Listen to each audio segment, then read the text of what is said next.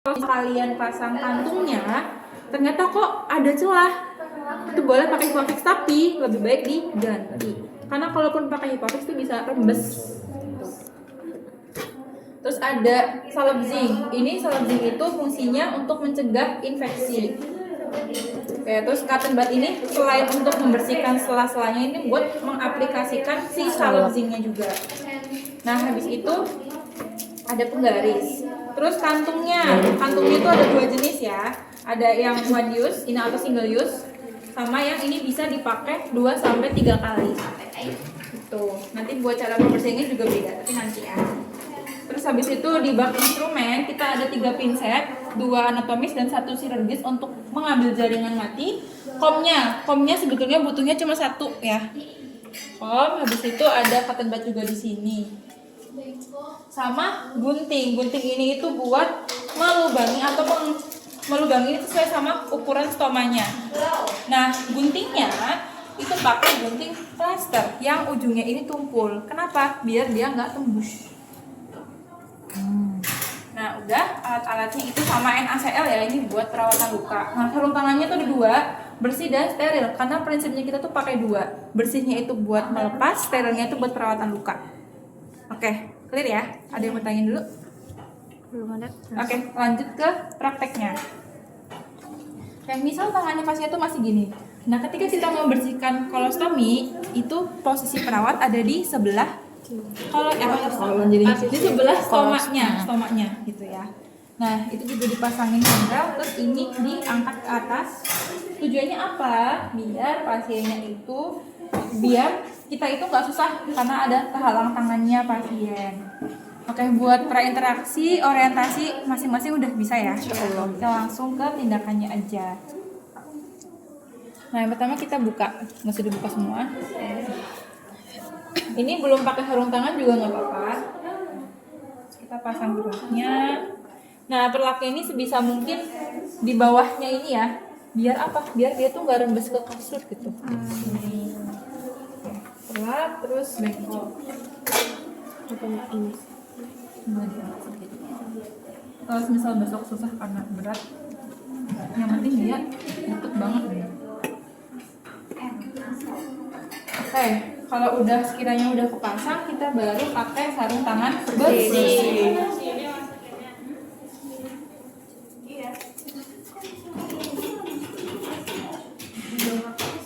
Buat cuci tangan jangan lupa bilang udah cuci tangan ya. Kalau Kak Agis mah ngajak praktekin, yang penting tahu gitu. Sama kalau bisa harus sekersnya tuh kalau misalnya kalian pakai gelang atau jam itu lepas. Oke, kalau udah kita ambil alkohol set, misal dibuka ya. Nah, ini kita buka perkatnya ini biar nggak sakit. Ini sih ya Bapak. Oke, buka. Ini nggak usah aku buka beneran apa buka beneran? Buka aja ya. Nanti ada lagi kok satu lagi. Oke, dibuka. Ini jangan kena ya, saya takutnya perih karena ini kan alkohol. Nah, kalau udah ini kan dia kantungnya bening ya. Sambil kita tutup sambil kita lihat fesesnya. Warnanya apa? Biasanya tuh kuning keemasan gitu. Keemasan. Gol. Oh ya, tadi tadi bilang kuning keemasan soalnya. Oke, kuning kecoklatan ya. Kuning kecoklatan. Oke, terus konsistensinya Lembek. biasanya lembek ya. Lembek padat cenderung ke lembek gitu. Karena dia posisinya ada di descendant, di usus besar yang paling akhir gitu ya. Kalau misal dia posisinya di ascendant, biasanya dia lebih cair. Terus kalau yang di transcendant biasanya dia lebih lembek gitu. Karena proses penyerapan airnya itu lebih sebentar gitu. Nah, kalau misal udah kita kaji, terus kita taruh buang di kantung yang kuning atau sampah yang infeksius. Kayak misalnya taruh bawah. Oke, kalau udah begini kita kaji baunya ya. Kalau misalkan gini doang nggak kecium kayak gini, kalian bikin gerakan kayak gini tapi sekali aja ya. Gimana Pak hari ini kabarnya? Oke, makannya gimana Pak? Doyan ya Pak? Oke. Nah, kalau misal udah kita baru lakuin perawatan luka. Dikaji ininya nggak Pak? Ada iritasi gitu. Oke, itu nanti setelah kita bersihin. Ini kita ganti. Ini aku ganti beneran ya biar kalian nggak bingung. Tapi kayak gini. Biar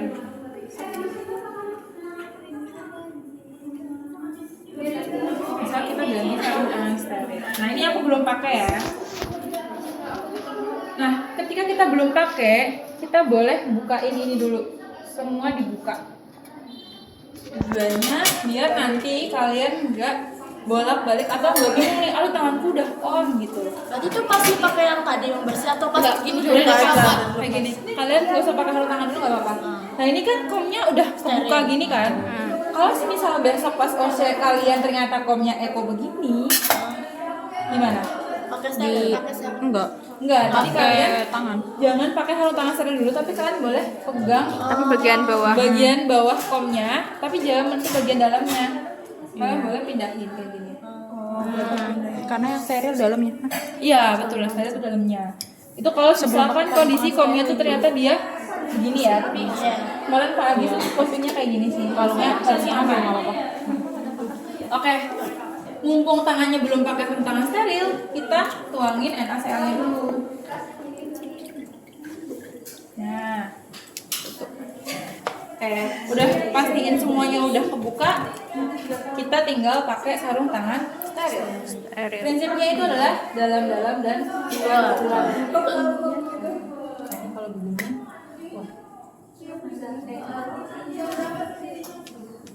jangan panik ya. Besok tuh ganti sarung tangan steril beneran soalnya. Kayak Trakeos. Oh, Trakeos juga ya.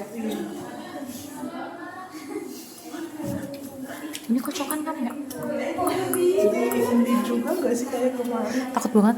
Nah, udah pakai sarung tangan steril, baru kita lakuin perawatan luka. Pakainya adalah pinset yang anatomi. Jadi gue dorong.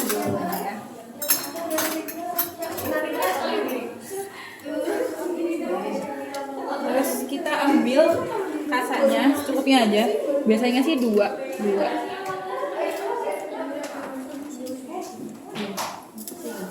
Di situ kita gulung-gulung biar dia nggak terlalu basah.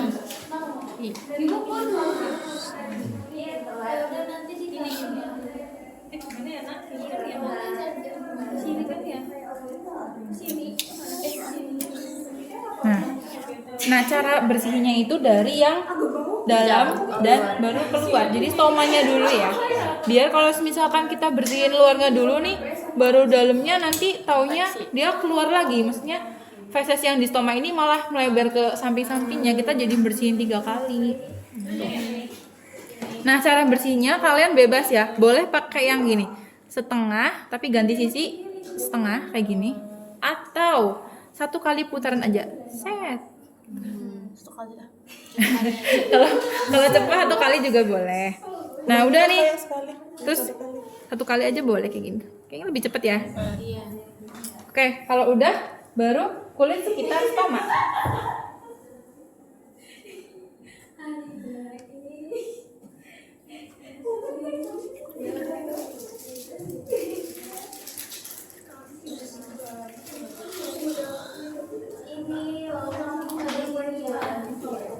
Sama sih sebenarnya, boleh setengah-setengah kayak gini atau 1 kali aja. Tapi kalau 1 kali kayaknya agak susah ya. Kalau buat kulit sekitar stoma enaknya setengah-setengah sih kalau menurutku. Udah, tinggal dibuang. Habis itu kita lihat dia masih kotor enggak. Kalau misalnya masih kotor gimana? Kita pakai cotton bud. Ini boleh di kayak giniin ya, tapi ini di atas kayak gini loh. Aduh, ini udah dikunci kan?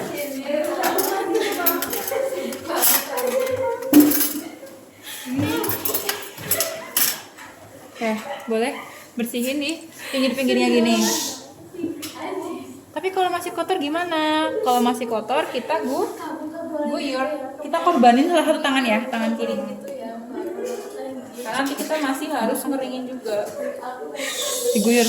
Pura-pura guyur aja ya biar nggak basah beneran. Nah, kalau udah, ini tinggal diambil aja. Nah, ini kan udah kayak gini posisinya kan, tinggal diambil. Kalau kalian takut ini kotor terus masuk ke sini, boleh deh kalau misalnya ini mau dipindahin ke tangan sebelahnya kayak gini juga nggak apa-apa. Ini buat mewangi kayak gitu ya. Terus tinggal dikeringin. Keringinnya di tap-tap aja. Semua. Oh, dalam. Konsisten. Tapi yang satu masih udah steril, tapi nggak yang satu steril. udah on. Cuman kan ini ujung ini masih kayak. Oh.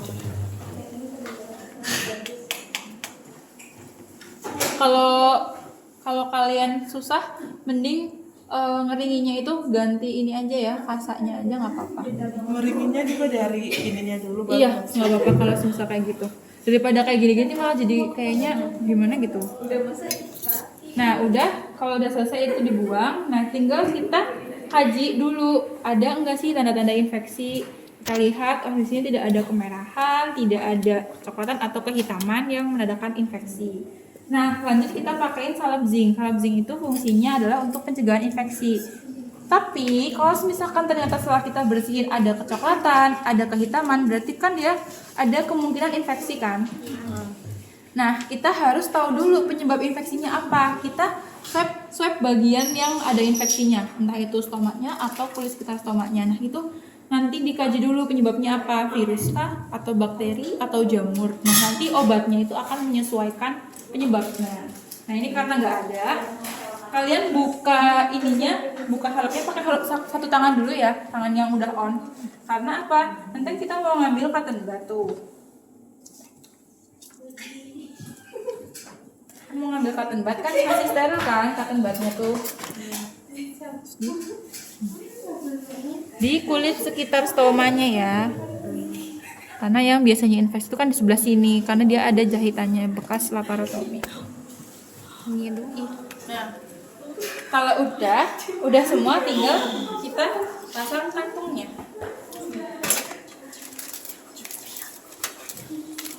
Ini aku buka baru aja ya, beda kelompok soalnya.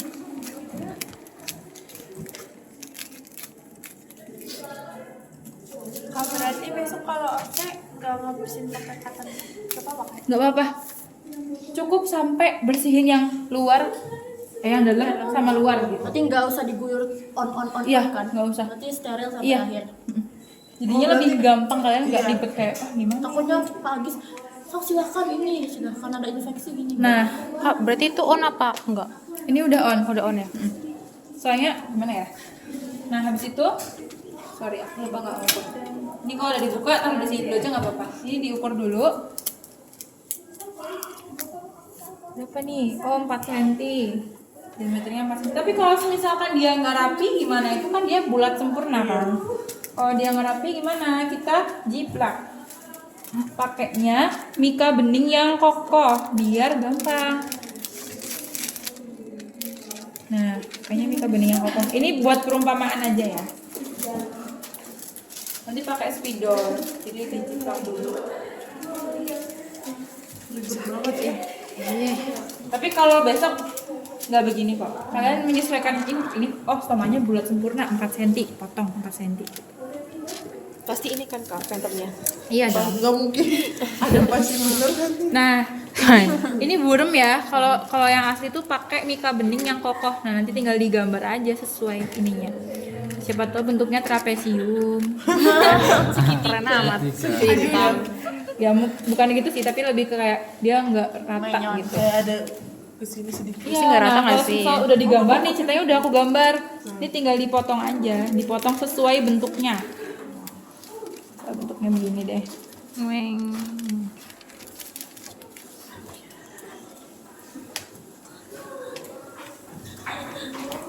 Terus tinggal ditempel di sini. Terus digunting sesuai ukurannya. Kalau udah, nah kita tanya dulu pasiennya atau enggak, kita tahu ya. Bapak udah bisa beraktivitas atau belum? Kalau ternyata beliau belum bisa beraktivitas, masih bed rest, berarti posisi kantungnya adalah seperti ini, miring gitu ya. Nah, ini tinggal dilepas aja. Nanti kalian boleh masang dari bawah ke atas kayak gini juga boleh biar gampang. Belum, ini masih ini. Kalau kebuka dia bening semua gini. Apa? Cara guntingnya ini gimana? Iya, jangan. Oh, cara guntingnya. Misalnya ya ukurannya 3 cm. Ini guntingnya masuk aja kayak gini. Oh, kalau ini emang udah ada celahnya. Iya, nih kan nih 4 cm nih kelihatan nih 4 cm. Tinggal dipotong sesuai ukurannya gini, set sampai 4 cm ini kayak gini. Nah, gitu. Berarti tadi bukan kakak yang gunting. Iya, udah bolong memang. iya. Jadi Kirain kalian tadi kirain masih rapet ya? Iya. Tadi Enggak. kita guntingnya tuh kertasnya kan? Iya, kertasnya. gitu. Ini tuh udah kayak gini loh, udah kayak apa sih? Udah copot gitu. Udah ada celahnya gitu, bisa masuk guntingnya. Berarti bukan ngegunting plastik kan? Bukan gunting ininya. Lucu. Nah, udah terus tinggal dipasang aja kayak gini. Dari bawah ke atas juga boleh, tapi ya lebih gampang dari bawah ke atas daripada atas ke bawah. Sakit nih sih. Nah, udah terus pastikan tidak ada yang bocor ya. Kalau misalnya ada kebocoran, kita ganti yang baru. Ini belum dipasang ya. Kayak gitu. Nah, udah tinggal terminasi dan dokumentasi. Kalau yang dokumentasikan tuh apa aja, kita bisa sebutin telah dilakukan tindakan colostomy care kepada Bapak X usia berapa tahun. Kayak sebelum dilakukan tindakan, kantung terlihat penuh dan juga pasien terlihat kurang nyaman. Saat dilakukan tindakan, pasiennya itu kooperatif dan setelah dilakukan tindakan, pasien merasa lebih nyaman dan juga tidak ada tindakan infeksi gitu-gitu ya. Udah kayak gitu. Terus tinggal rapiin alatnya, selesai. Kain tadi yang posisi bed rest ya? Iya, Kalau yang bisa beraktivitas? dia lurus. Kayak gini. Ngikutin gaya gravitasi bumi ini biar jatuh ke bawah set gitu. Ada lagi yang mau tanyain?